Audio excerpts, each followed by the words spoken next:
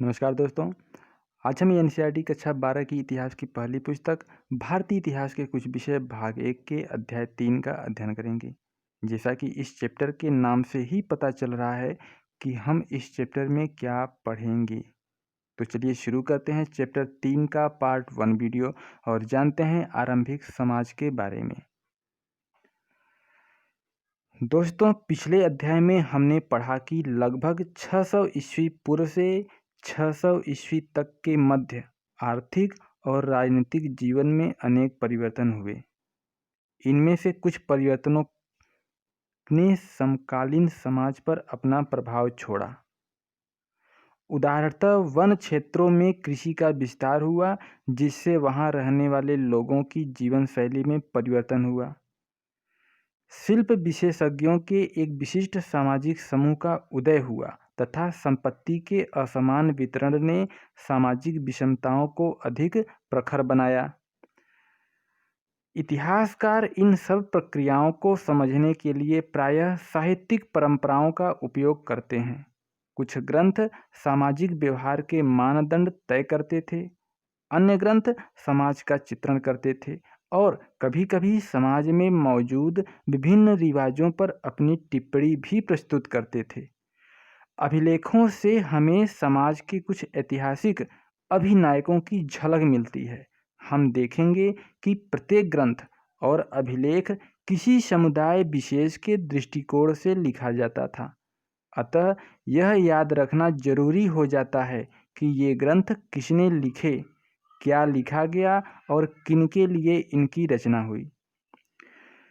इस बात पर भी ध्यान देना जरूरी है कि इन ग्रंथों की रचना में किस भाषा का प्रयोग हुआ तथा इनका प्रचार प्रसार किस तरह हुआ। यदि हम इन ग्रंथों का प्रयोग सावधानी से करें तो समाज में प्रचलित आचार व्यवहार और रिवाजों का इतिहास लिखा जा सकता है। उपमहाद्वीप के सबसे समृद्ध ग्रंथों में से एक महाभारत का विश्लेषण करते हुए हम अपना ध्यान एक ऐसे विशाल महाकाव्य पर केंद्रित कर रहे हैं जो अपने वर्तमान रूप में 1,00,000 श्लोकों से अधिक है और विभिन्न सामाजिक श्रेणियों व परिस्थितियों का लेखा जोखा है। इस ग्रंथ की रचना 1000 वर्ष तक होती रही, लगभग 500 ईस्वी पूर्व से। इसमें निहित कुछ कथाएं जो इस काल से पहले भी प्रचलित थी। महाभारत की मुख्य कथा 2 परिवारों के बीच हुए युद्ध का चित्रण है। इस ग्रंथ के कुछ भाग विभिन्न सामाजिक समुदायों के आचार व्यवहार के मानदंड तय करते हैं। यदाकदा, किंतु हमेशा नहीं, इस ग्रंथ के मुख्य पात्र इन सामाजिक मानदंडों का अनुसरण करते हुए दिखाई पड़ते हैं। मानदंडों का अनुसरण व उनकी अवहेलना क्या इंगित करती है। चित्र 3.1 में महाभारत का एक दृश्य दिया गया है जो कि पश्चिम बंगाल के मृण्मयी मूर्तिकला का एक प्रसिद्ध उदाहरण है। इसका संबंध लगभग 17वीं शताब्दी ईस्वी पूर्व से है। चलिए अध्याय में हम आगे चलते हैं और जानते हैं महाभारत का समालोचनात्मक संस्करण किस प्रकार से तैयार हुआ। 1919 में प्रसिद्ध संस्कृत विद्वान वी.एस. सुकथांकर के नेतृत्व में एक अत्यंत महत्वाकांक्षी परियोजना की शुरुआत हुई। अनेक विद्वानों ने मिलकर महाभारत का समालोचनात्मक संस्करण तैयार करने का जिम्मा उठाया। इससे जुड़े क्या क्या कार्य थे। आरंभ में देश के विभिन्न भागों से विभिन्न लिपियों में लिखी गई महाभारत की संस्कृत पांडुलिपियों को एकत्रित किया गया। परियोजना पर काम करने वाले विद्वानों ने सभी पांडुलिपियों में पाए जाने वाले श्लोकों की तुलना करने का एक तरीका ढूंढ निकाला। अंततः उन्होंने उन श्लोकों का चयन किया जो लगभग सभी पांडुलिपियों में पाए गए थे और उनका प्रकाशन 13,000 पृष्ठों में फैले अनेक ग्रंथ खंडों में किया गया। इस परियोजना को पूरा करने में 47 वर्ष लगे। इस पूरी प्रक्रिया में 2 बातें विशेष रूप से उभर कर आई। पहली, संस्कृत के कई पाठों के अनेक अंशों में समानता थी। यह इस बात से ही स्पष्ट होता है कि समूचे उपमहाद्वीप में उत्तर में कश्मीर और नेपाल से लेकर दक्षिण में केरल और तमिलनाडु तक सभी पांडुलिपियों में यह समानता देखने में आई। दूसरी बात जो स्पष्ट हुई वह यह थी कि कुछ शताब्दियों के दौरान हुए महाभारत के प्रेषण में अनेक क्षेत्रीय प्रभेद भी उभरकर सामने आए। इन प्रभेदों का संकलन मुख्य पाठ की पाद टिप्पणियों और परिशिष्टों के रूप में किया गया है। 13,000 पृष्ठों में से आधे से भी अधिक इन प्रभेदों का ब्यौरा देते हैं। एक तरह से देखा जाए तो ये प्रभेद उन गूढ़ प्रक्रियाओं के घोतक हैं जिन्होंने प्रभावशाली परंपराओं और लचीले स्थानीय विचार और आचरण के बीच संवाद कायम करके सामाजिक इतिहासों को रूप दिया था। यह संवाद द्वंद्व और मतैक्य दोनों को ही चित्रित करते हैं। इन सभी प्रक्रियाओं के बारे में हमारी समझ मुख्यतः उन ग्रंथों पर आधारित है जो संस्कृत में ब्राह्मणों द्वारा उन्हीं के लिए लिखे गए। 19वीं और 20वीं शताब्दी में इतिहासकारों ने पहली बार सामाजिक इतिहास के मुद्दों का अनुकूलन करते हुए इन ग्रंथों को सतही तौर पर समझा। उनका विश्वास था कि इन ग्रंथों में जो कुछ भी लिखा गया है वास्तव में उसी तरह से उसे व्यवहार में लाया जाता होगा। कालांतर में विद्वानों ने पाली, प्राकृत और तमिल ग्रंथों के माध्यम से अन्य परंपराओं का अध्ययन किया। इन अध्ययनों से यह स्पष्ट हुआ कि आदर्श मूलक संस्कृत ग्रंथ आमतौर से आधिकारिक माने जाते थे, किंतु इन आदर्शों को प्रश्नवाचक दृष्टि से भी देखा जाता था और यदा कदा इनकी अवहेलना भी की जाती थी। जब हम इतिहासकारों द्वारा सामाजिक इतिहासों के पुनर्निर्माण की व्याख्या करते हैं तब हमें इस बात को ध्यान में रखना होगा। चलिए अब देखते हैं बंधुत्व एवं विवाह। प्राचीन समय में लोगों के संबंध कैसे थे, क्या था और उनका विवाह किस प्रकार से होता था, इसके बारे में हम इस टॉपिक में पढ़ेंगे। परिवारों के बारे में जानकारी किस प्रकार से मिलती है। हम बहुधा पारिवारिक जीवन को सहज ही स्वीकार कर लेते हैं, किंतु आपने देखा होगा कि सभी परिवार एक जैसे नहीं होते। पारिवारिक जनों की गिनती, एक दूसरे से उनका रिश्ता और उनके क्रियाकलापों में भी भिन्नता होती है। कई बार एक ही परिवार के लोग भोजन और अन्य संसाधनों का आपस में मिल बांटकर इस्तेमाल करते हैं, एक साथ रहते हैं और एक साथ काम करते हैं और अनुष्ठानों को साथ ही संपादित करते हैं। परिवार एक बड़े समूह का हिस्सा होते हैं जिन्हें हम संबंधी कहते हैं। तकनीकी भाषा का इस्तेमाल करें तो हम संबंधियों को जाति समूह कहते हैं।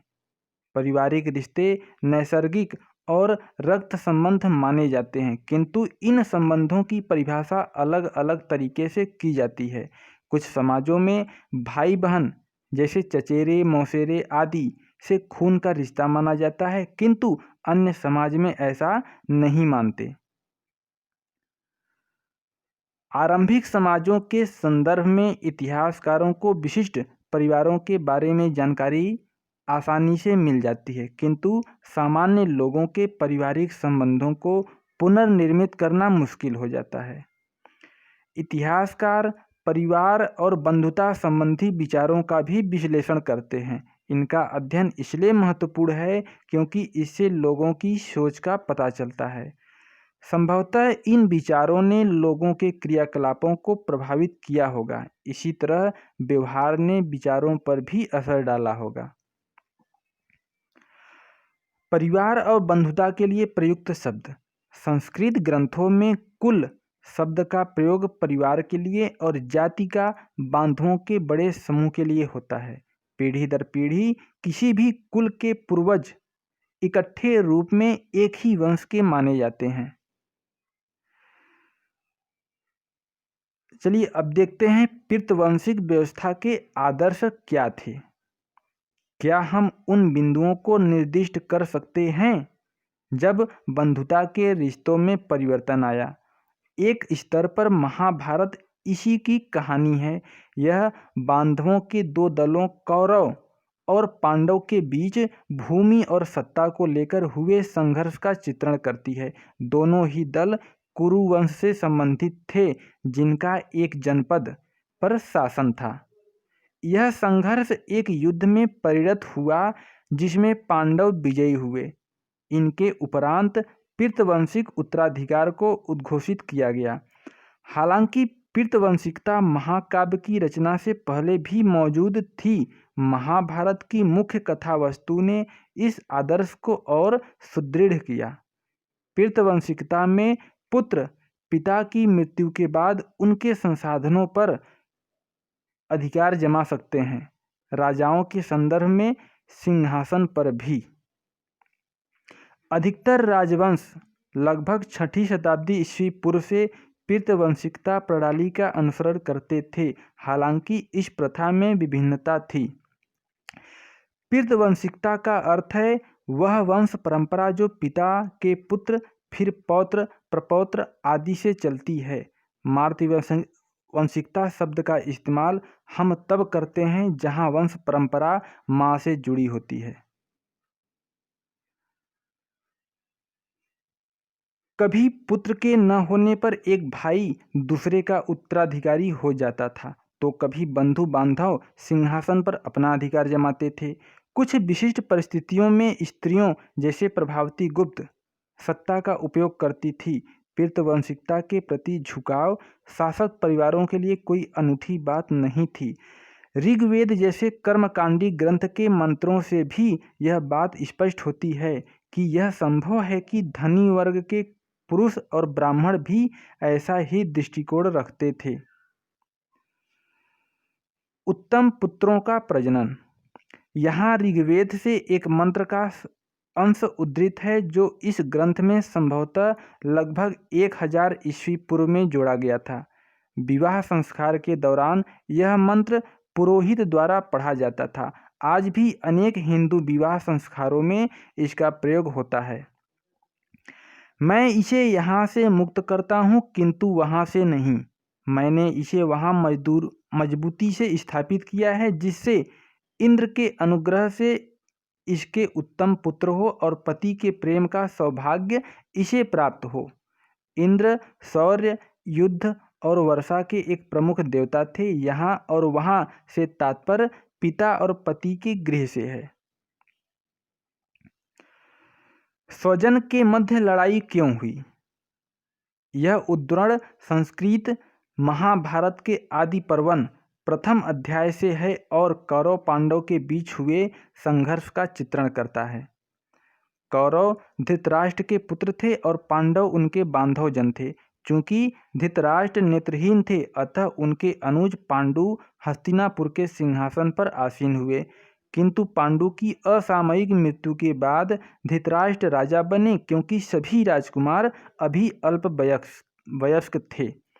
जैसे जैसे राजकुमार बड़े हुए, हस्तिनापुर के नागरिक पांडवों के प्रति अपनी अभिरुचि व्यक्त करने लगे, क्योंकि वे कौरवों के मुकाबले अधिक योग्य और सदाचारी थे। इस बात से कौरवों में ज्येष्ठ दुर्योधन को बहुत ईर्ष्या हुई। वह अपने पिता के पास गया और बोला, हे भूपति, अपूर्णता के कारण आपको सिंहासन पर बैठने का अधिकार नहीं था, हालांकि यह आपको प्राप्त हो गया। यदि पांडु से यह विरासत प्राप्त करते हैं तो उनके बाद उनके पुत्र, पौत्र और फिर प्रपौत्र इस पैतृक संपत्ति के अधिकारी हो जाएंगे और हम तथा हमारे पुत्र इस राज्य के उत्तराधिकार से बेदखल होकर संसार में क्षुद्र समझे जाएंगे। इस तरह के उद्धरण अक्षरशः सत्य न भी हों तो भी वे इस बात का अनुमान करा देते हैं कि जिन लोगों ने यह ग्रंथ लिखा वे क्या सोचते थे। कभी कभी जैसे यहाँ प्रकरणों में परस्पर विरोधी विचार मिलते हैं। विवाह के नियम। चलिए अब जानते हैं कि उस समय विवाह के क्या नियम थे। जहाँ पृथ्वीवंश को आगे बढ़ाने के लिए पुत्र महत्वपूर्ण थे, वहाँ इस व्यवस्था में पुत्रियों को अलग तरह से देखा जाता था। पैतृक संसाधनों पर उनका कोई अधिकार नहीं था। अपने गोत्र से बाहर उनका विवाह कर देना ही अपेक्षित था।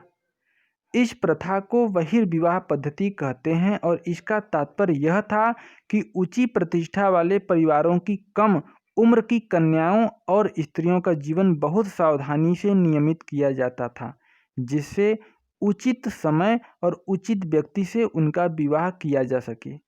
इसका प्रभाव यह हुआ कि कन्यादान अर्थात विवाह में कन्या की भेंट को पिता का महत्वपूर्ण धार्मिक कर्तव्य माना गया। नए नगरों के उद्भव से सामाजिक जीवन अधिक जटिल हुआ। यहाँ पर निकट और दूर से आकर लोग मिलते थे और वस्तुओं की खरीद फरोख्त के साथ ही इस नगरीय परिवेश में विचारों का भी आदान प्रदान होता था। संभवतः इस वजह से आरंभिक विश्वासों और व्यवहारों पर प्रश्न चिन्ह लगाए गए। इस चुनौती के जवाब में ब्राह्मणों ने समाज के लिए विस्तृत आचार संहिताएं तैयार की। ब्राह्मणों को इन आचार संहिताओं का विशेष पालन करना होता था, किंतु बाकी समाज को भी इसका अनुसरण करना पड़ता था। लगभग 500 ईस्वी पूर्व से इन मानदंडों का संकलन धर्मसूत्र व धर्मशास्त्र नामक संस्कृत ग्रंथों में किया गया।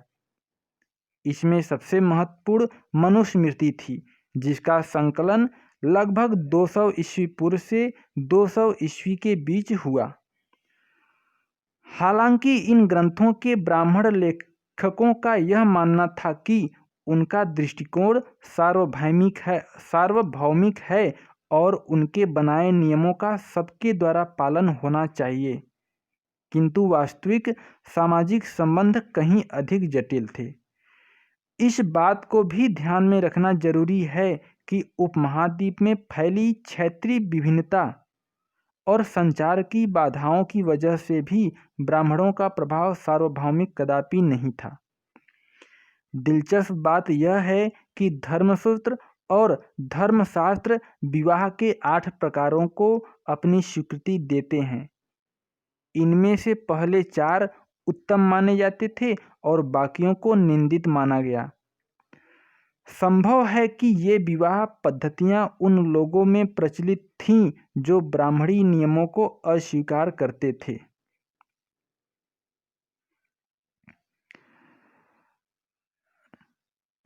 विवाह के प्रकार। अंतर विवाह में वैवाहिक संबंध समूह के मध्य ही होते हैं। यह समूह एक गोत्र, कुल अथवा एक जाति या फिर एक ही स्थान पर बसने वालों का हो सकता है। बहिर्विवाह गोत्र से बाहर विवाह करने वालों को कहते हैं। बहुपत्नी प्रथा एक पुरुष की अनेक पत्नियां होने की सामाजिक परिपाटी है। बहुपति प्रथा एक स्त्री के अनेक पति होने की पद्धति है। विवाह के 8 प्रकार। यहाँ मनुस्मृति से पहली, चौथी, 5वीं और 6ठी विवाह पद्धति का उद्धरण दिया जा रहा है। पहली, कन्या का दान बहुमूल्य वस्त्रों और अलंकारों से विभूषित कर उसे वेदज्ञ वर को दान दिया जाए, जिसे पिता ने स्वयं आमंत्रित किया हो। चौथी प्रकार, पिता वर वधू युगल को यह कहकर संबोधित करता है कि तुम साथ मिलकर अपने दायित्वों का पालन करो। तत्पश्चात वह वर का सम्मान कर उसे कन्या का दान करता है। 5वीं प्रकार, वर को वधू की प्राप्ति तब होती है जब वह अपनी क्षमता व इच्छा अनुसार उसके बांधवों को और स्वयं वधू को यथेष्ट धन प्रदान करता है। 6ठी प्रकार, स्त्री और पुरुष के बीच अपनी इच्छा से संभोग, जिसकी उत्पत्ति काम से है। चलिए अब देखते हैं स्त्री का गोत्र। एक ब्राह्मणी पद्धति जो लगभग 1000 ईस्वी पूर्व के बाद से प्रचलन में आई, वह लोगों को गोत्रों में वर्गीकृत करने की थी। प्रत्येक गोत्र एक वैदिक ऋषि के नाम पर होता था। उस गोत्र के सदस्य ऋषि के वंशज माने जाते थे। गोत्रों के 2 नियम महत्वपूर्ण थे। विवाह के पश्चात स्त्रियों को पिता के स्थान पर पति के गोत्र का माना जाता था तथा एक ही गोत्र के सदस्य आपस में विवाह संबंध नहीं रख सकते थे। क्या इन नियमों का सामान्यतः अनुसरण होता था? इस बात को जानने के लिए हमें स्त्री और पुरुष नामों का विश्लेषण करना पड़ेगा, जो कभी कभी गोत्रों के नाम से उद्धृत होते थे। हमें कुछ नाम सातवाहनों जैसे प्रबल शासकों के वंश से मिलते हैं। इन राजाओं का पश्चिम भारत और दक्कन के कुछ भागों पर शासन था।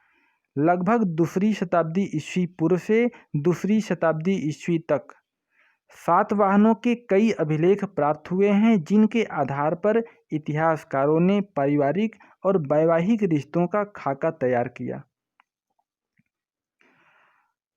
अभिलेखों से सातवाहन राजाओं के नाम। अभिलेखों से सातवाहन राजाओं की कई पीढ़ियों के नाम प्राप्त हुए हैं।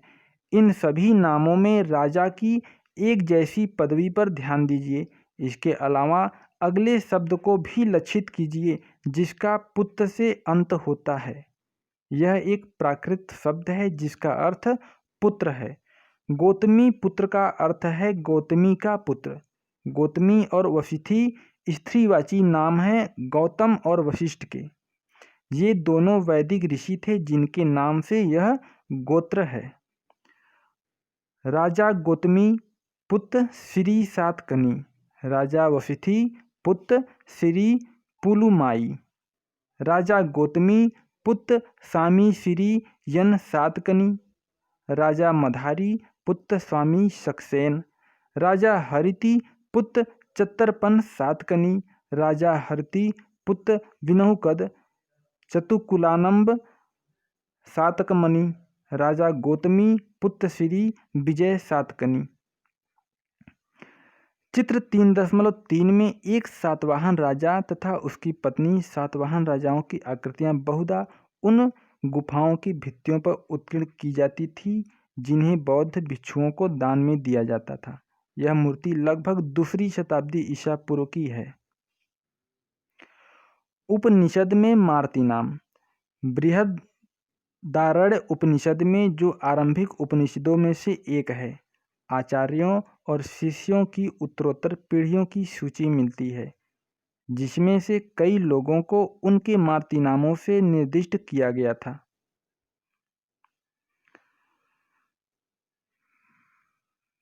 माता की सलाह।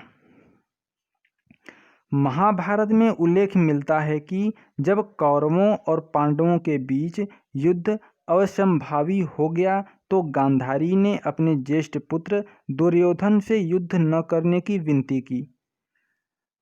शांति की संधि करके तुम अपने पिता, मेरा तथा अपने शुभेच्छुकों का सम्मान करोगे। विवेकी पुरुष जो अपनी इंद्रियों पर नियंत्रण रखता है वही अपने राज्य की रखवाली करता है। लालच और क्रोध आदमी को लाभ से दूर खदेड़ कर ले जाते हैं। इन दोनों शत्रुओं को पराजित कर राजा समस्त पृथ्वी को जीत सकता है। हे पुत्र, तुम विवेकी और वीर पांडवों के साथ सानंद इस पृथ्वी का भोग करोगे। युद्ध में कुछ भी शुभ नहीं होता, ना धर्म और अर्थ की प्राप्ति होती है और ना ही प्रसन्नता की। युद्ध के अंत में सफलता मिले यह भी जरूरी नहीं है। अपने मन को युद्ध में लिप्त मत करो। दुर्योधन ने माँ की सलाह नहीं मानी और वह युद्ध में लड़ा और हार गया। कुछ सातवाहन राजा बहुपत्नी प्रथा अर्थात एक से अधिक पत्नी को मानने वाले थे। सातवाहन राजाओं से विवाह करने वाली रानियों के नामों का विश्लेषण इस तथ्य की ओर इंगित करता है कि उनके नाम गौतम तथा वशिष्ठ गोत्रों से उद्भूत थे, जो उनके पिता के गोत्र थे। इससे प्रतीत होता है कि विवाह के बाद भी अपने पति कुल के गोत्र को ग्रहण करने की अपेक्षा, जैसा ब्राह्मणी व्यवस्था में अपेक्षित था, उन्होंने पिता का गोत्र नाम ही कायम रखा। यह भी पता चलता है कि कुछ रानियां एक ही गोत्र से थीं। यह तथ्य बहिर्विवाह पद्धति के नियमों के विरुद्ध था। वस्तुतः यह उदाहरण एक वैकल्पिक प्रथा, अंतर्विवाह पद्धति अर्थात बंधुओं में विवाह संबंध को दर्शाता है, जिसका प्रचलन दक्षिण भारत के कई समुदायों में भी बांधवों जैसे ममेरे, चचेरे इत्यादि भाई बहन के साथ जोड़े गए। विवाह संबंधों की वजह से एक सुगठित समुदाय उभर पाता था।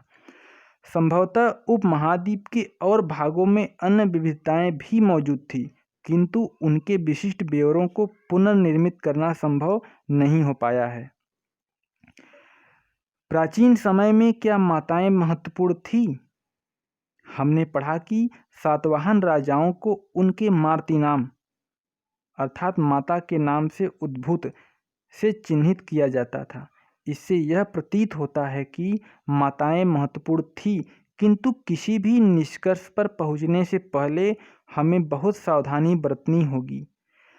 सातवाहन राजाओं के संदर्भ में हमें यह ज्ञात है कि सिंहासन का उत्तराधिकार पितृवंशिक होता था।